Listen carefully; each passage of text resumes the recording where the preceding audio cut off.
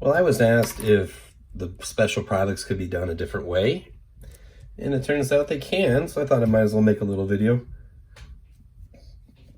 The first example we had in those notes was x plus 4 to the second power. Whenever something has an exponent, that really means there's that many factors of it. Or in other words, another way to write, well, all of these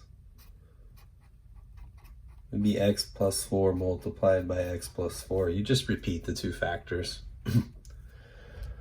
So I guess it'd be a good chance to do some of the different multiplying techniques we tried the other day. So I'm going to start with the FOIL method.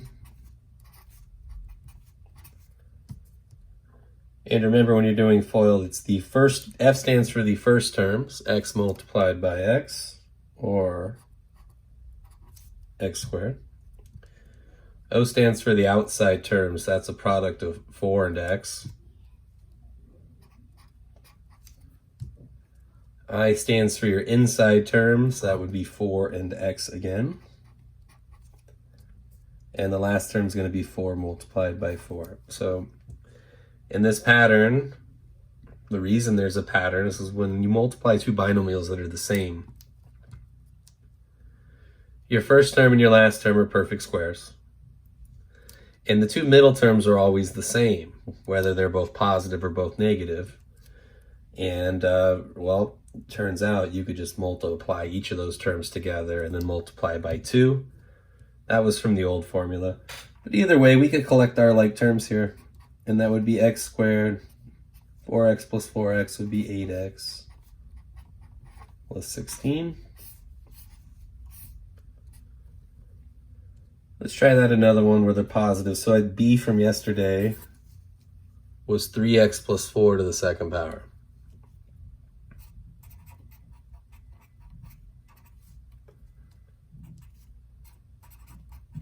So that would be 3x plus 4 multiplied by 3x plus 4.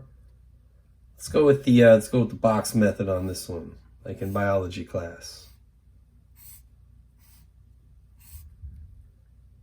So up top we have 3x plus 4, and on the side we have 3x plus 4. So 3x multiplied by 3x would actually be 9x squared. There are two x's in the product, second power. All right, you have 4 multiplied by 3x. There's 12x. Going the other way, once again, you get the same terms in the middle. And 4 multiplied by 4 would be 16 down here. So we can just take those 4.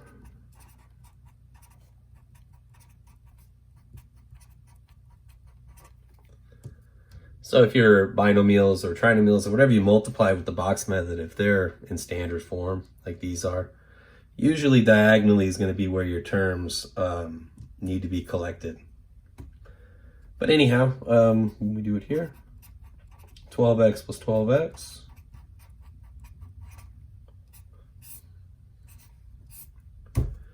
Yeah, also when you square a binomial, notice that your first and last terms are always perfect squares. 16 is 4 times 4, 4 to the second power, and 9x squared is 3x times 3x. It should kind of make sense because we are multiplying the same thing, so we should be getting perfect squares. So expect to see those numbers, 9, 16, 25, 49. Those are the ones that you're going to see for your coefficients at the first term and the third term. Or we could say the quadratic term and the constant term, if you want to be more technical there. All right, the third one, we had 7x minus 3 to the second power. Let's go FOIL one more time. So, oh, you know what? I should probably rewrite it then. So it's 7x minus 3 and 7x minus 3. Sorry about that. So your first terms, and here I'll write it out a little bit this time. 7x multiplied by 7x. Okay, your outside terms, 7x multiplied by negative 3.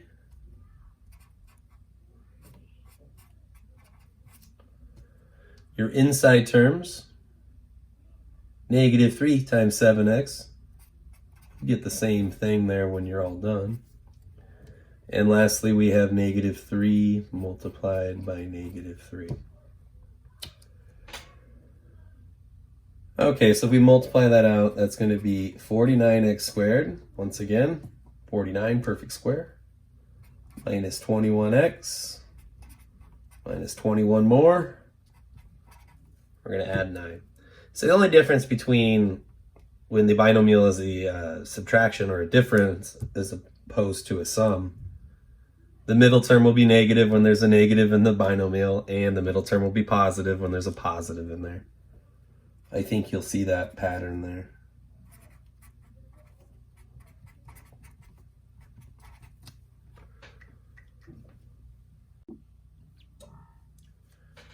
All right, our fourth one is a little bit different because there were two variables in there. So we had 5x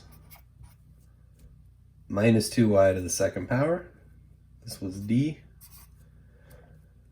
Okay, so that's 5x minus 2y multiplied by 5x minus 2y.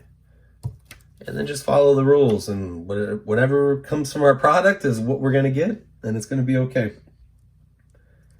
So let's see, 4 times the charm. What are we going to do this time?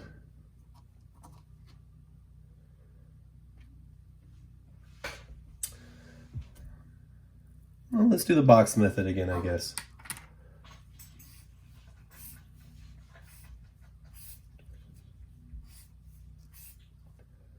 So we have 5x minus 2y, and we have 5x minus 2y. So in that first corner, 5x multiplied by 5x, 25x squared. 5x multiplied by negative 2y. All right, watch how I write this. I'm going to write negative 10xy. When there's two variables, it's easy to get confused. Always put them in alphabetical order. The other term down here, 5x multiplied by negative 2y, that's going to be also negative 10xy. And in the corner, a negative times a negative is a positive, so we'll get 4y squared. It's easy to forget about that second power in the last term. You're not used to seeing that there. So don't fall for that one. All right, so if we write them all down, we got 25x squared minus 10xy minus 10xy plus 4y squared. Well, I guess we should collect the like terms.